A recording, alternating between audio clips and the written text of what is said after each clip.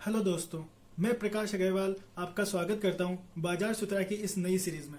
जी हाँ दोस्तों, जैसा कि आपको पता ही होगा कि हमारे चैनल पे दो सीरीज हमने ऑलरेडी स्टार्ट कर रखी है, जो कि है financial education and basics of stock market. तो ये तीसरी सीरीज क्यों, क्या ज़रूरत थी और किस टॉपिक पे है? तो जैसा कि सब जानते ही है कि स्टॉक मार्केट एक बहुत ही बड़ा टॉपिक है, इसको कवर कर पाना बहुत मुश्किल होता है। तो जैसे और अलग अलग जैसे क्वेरीज आने लगी, स्टार्ट होने लगी, तो मैंने कहा कि ऐसे तो अपन पूरा कंप्लीट कर नहीं पाएंगे और लोगों को है जल्दी जानने की। तो एक और नई सीरीज, इसमें मैं बात करूंगा टेक्निकल एनालिसिस के बारे में। ठीक है, तो आज हम जानेंगे कि टेक्निकल एनालिसिस क्या होता है, इसका बेसिक क्या है, ये करता क्या है, ज़रूरत कैसे पड़ी। तो सबसे पहले मैं आपको एक महान इन्वेस्टर का कोट जो है वो बताना चाहूँगा कि उसके कोट का मतलब ये था कि बाजार में जो भी शेयर की प्राइस या स्टॉक की प्राइस होती है, वो ये डिसाइड नहीं होता कि ये वैल्यू क्या है कंपनी की, जबकि ये डिसाइड करती है कि उस स्टॉक की सप्लाई या डिमांड कैसी है। मतलब पब्लिक उसको कितना वर्थ मानती है, जितना पब्लिक उसको वर्थ मानेगी उतनी उसकी प्राइस ज़्यादा होगी। अगर उस कंपनी की कोई वैल्यू नहीं है, कंपनी 2 रुपए की भी नहीं है, पर अगर पब्लिक ने माना कि हाँ ये बहुत अच्छी कंपनी है और उसकी इमेज बहुत अच्छी है कंपनी की, और वो उस बैंकरप्ट कंपनी की या दिवालिया कंपनी के भी प्राइस खरीद, वो जो शेयर है वो उसी प्राइस पे खरीदने लग गए, तो उसकी भी प्राइसेस बढ़ जाती है और कंपनी को फ़ायदा हो जाता है। तो ये समझना बहुत ज़रूरी है कि शेयर मार्केट सिर्फ डिमांड सप्लाई इसी का खेल है।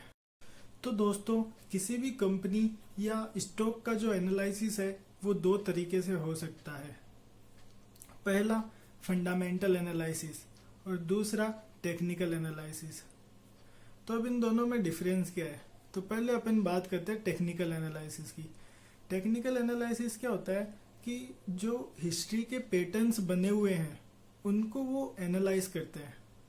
मतलब कि जैसे 10 साल हो गए किसी स्टॉक को मार्केट में ट्रेडिंग करते हुए, तो वो उस 10 साल में जब जब जो जो प्राइजेस थी उनको अलग अलग मैथमेटिकल फंक्शन के साथ जोड़ेंगे और उनको एनालाइज करेंगे कि इस टाइम पे ऐसी प्राइस थी तो आगे क्या हो सकता है। अब ये काम कैसे करता है? तो दोस्तों, इसमें भी वही सप्लाई और डिमांड है, उसकी जो मेजर है वही किया जाता है कि एक टाइम पे स्टॉक की डिमांड इतनी बड़ी थी तो उसकी प्राइस इतनी ऊपर गई थी। अब अगर वापस उसकी डिमांड उतनी ही बढ़ेगी तो हो सकता है कि स्टॉक की प्राइस वहां तक जाए। ये सारा एनालिसिस मैं आपको पहले ही बता दूं कि ये जो सारा एनालिसिस होता है ये प्रोबेबिलिटीज पे होता है, किसी भी तरह की कोई सर्टेनिटी नहीं होती। तो अपना रिस्क जो है वो साथ में लेके चले। मतलब ऐसा ना माने कि अगर कोई टेक्निकल एनालिसिस या फिर कुछ आपने अप्लाई किया और वो आपको सही संकेत दे रहा है कि हाँ आप इसको खरीद सकते हो या इसको बेच सकते हो, और आप उसको बिना देखे और कुछ और आप डायरेक्ट डिसीजन ले लो ट्रेडिंग, तो ऐसा नहीं है। कोई भी जो साइन है, जो भी सिग्नल है, वो प्रोबेबिलिटीज पे वर्क करता है। तो ये बहुत जरूरी है समझना कि ये सारा काम प्रोबेबिलिटीज पे होता है, क्योंकि मैथमेटिकल फंक्शंस यूज होते हैं इसमें। ठीक है, तो ये क्या होता है कि जो सप्लाई डिमांड के अकॉर्डिंग जो प्राइस ऊपर नीचे जाती है उसके अकॉर्डिंग ही जो चार्ट पैटर्न बनते हैं और उस पर ये एनालिसिस दिखाता है। ठीक है दोस्तों, अब बात करते हैं फंडामेंटल एनालिसिस की। तो फंडामेंटल एनालिसिस में क्या होता है, अपन कंपनी के कैरेक्टरिस्टिक्स देखते हैं।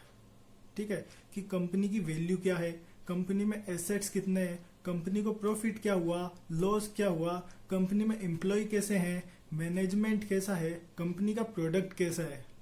ये सारी चीजें और भी बहुत सारी चीजें होती है, इन सारी चीजों का एनालिसिस किया जाता है डिटेल्ड, और फिर अपन को पता चलता है कि हाँ इतनी प्राइस होनी चाहिए शेयर की, और अगर उससे कम प्राइस होती है उस टाइम मार्केट में तो अपन उसको खरीद सकते हैं और कहते हैं कि हाँ यहाँ तक तो आएगी क्योंकि इसके पास एसेट्स इतने अच्छे हैं और प्रोडक्ट इतना अच्छा है। ठीक है दोस्तों, तो फंडामेंटल एनालिसिस में प्रॉब्लम क्या है? फंडामेंटल एनालिसिस की सबसे मेन प्रॉब्लम ये है कि ये स्केलेबल नहीं है। मतलब अपन बहुत ही कम कंपनियों का फंडामेंटल एनालिसिस कर सकते हैं खुद से। आजकल तो बहुत सारी ऑनलाइन साइट्स आ गई है जो कि हेल्प करती है, पर फिर भी उनमें भी अगर रीड करने की अपन करें कोशिश तो भी अपन को बहुत टाइम लगेगा, क्योंकि बहुत लंबी चौड़ी रिपोर्ट होती है, पढ़ते रहोगे बोर हो जाओगे। इकोनॉमिक्स के जो स्टूडेंट्स है या जो सीए है, जो फाइनेंशियल एनालिस्ट बोलते हैं, वो सब ये काम करता है, ठीक है। वो ये रिपोर्ट्स बनाते हैं, तो ये फंडामेंटल रिपोर्ट्स फंडामेंटल एनालिसिस में आती है। अब तभी इसकी टेक्निकल एनालिसिस की जरूरत पड़ी, क्योंकि क्या होगा कि फंडामेंटल एनालिसिस में आपने 3-4 कंपनियों को कर लिया, 6 कंपनियों को कर लिया, 10 कंपनियों को रीड कर लिया, पर इतनी सारी कंपनियां हैं स्टॉक मार्केट में, तो हो सकता है कि कोई अच्छी कंपनी आपके नज़रों से छूट जाए और आपसे मौका निकल जाए आपके हाथ से। तो इसमें क्या है कि टेक्निकल एनालिसिस काम आता है। तो अपन ने देख लिया कि टेक्निकल एनालिसिस बहुत ही अच्छा होता है। ये क्या है, बहुत सारी कंपनियों का अपन बहुत कम टाइम में कर सकते हैं, और डिमांड और सप्लाई के अकॉर्डिंग प्राइस का मूवमेंट भी बता देता है।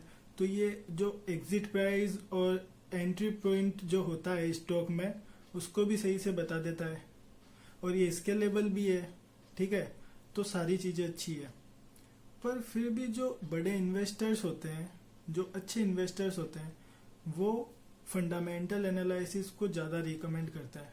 वो फंडामेंटल एनालिसिस के अकॉर्डिंग ज़्यादा काम करते हैं। क्यों? क्योंकि फंडामेंटल एनालिसिस में है ना, एक कंपनी पे अपन को पूरा विश्वास हो जाता है कि हाँ ये कंपनी कहीं नहीं जाएगी अगर इसका मैनेजमेंट अच्छा है, अगर इसके पास एसेट अच्छे हैं, अगर इसकी वैल्यूएशन अच्छी है, तो ये कंपनी लॉन्ग टर्म में कहीं नहीं जाएगी। जबकि जो टेक्निकल एनालिसिस है वो सिर्फ प्राइस मूवमेंट पे काम करता है। तो उसमें क्या होता है कि कभी कभी ये शॉर्ट टर्म के लिए ही सही रहता है। अगर अपन लॉन्ग टर्म में इन्वेस्ट करना चाहे तो टेक्निकल एनालिसिस से ज़्यादा फंडामेंटल एनालिसिस पे ध्यान देना चाहिए। ये बात आ गई समझ में? अब टेक्निकल एनालिसिस को बुरा क्यों माना जाता है? बुरा नहीं माना जाता, मतलब कि शॉर्ट टर्म के लिए क्यों माना जाता है, या फिर फंडामेंटल एनालिसिस को ज़्यादा प्रायोरिटी क्यों दी जाती है? तो ये क्या है कि 2-3 अजम्पशंस पे काम करता है। अब देखिए, जहाँ पे अजम्पशन आ गई वहाँ पे जो सेफ वाला व्यक्ति होगा, जो सिक्योर खेलेगा, वो तो पीछे हट जाएगा पहले ही कि नहीं नहीं ऐसे तो आप अपने मन से मान रहे हो, तो हम तो फंडामेंटल में ही जाएंगे। पर ये जो अजम्पशंस है ये अभी तक सही निकली है हिस्ट्री में, इसीलिए इनको माना जाता है।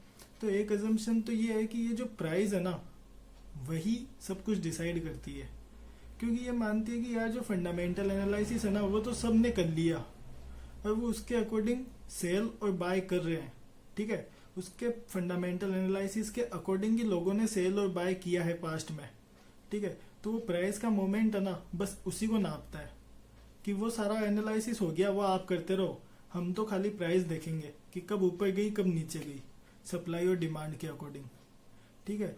दूसरा क्या होता है कि ये ट्रेंड को देखता है। अगर इसको जो सिग्नल्स होते हैं वो अलग अलग, वो अपन आगे सीखेंगे, तो उसमें अगर अप ट्रेंड दिख रहा है, मतलब कि कोई स्टॉक दिख रहा है कि ऊपर जाएगा, तो ये मानता है कि वो तब तक ऊपर जाता रहेगा तब तक सिग्नल में डाउन ट्रेंड चेंज नहीं हो जाता। ये आपको थोड़ा सा आगे समझ में आएगा कि एजम्पशन क्या है।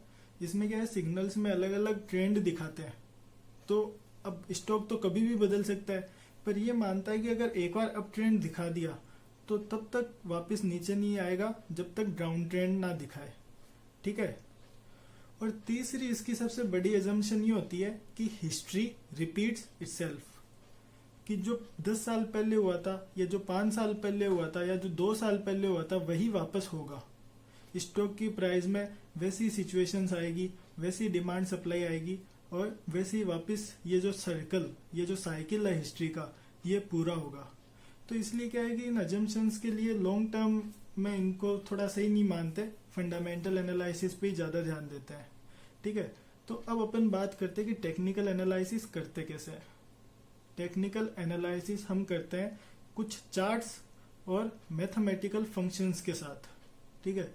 वो जो ग्राफ बना हुआ आएगा वो अलग अलग तरह के ग्राफ होते हैं, उसमें बहुत सारे मैथमेटिकल फंक्शन है, वो अपन इम्प्लीमेंट करते हैं बाहर से।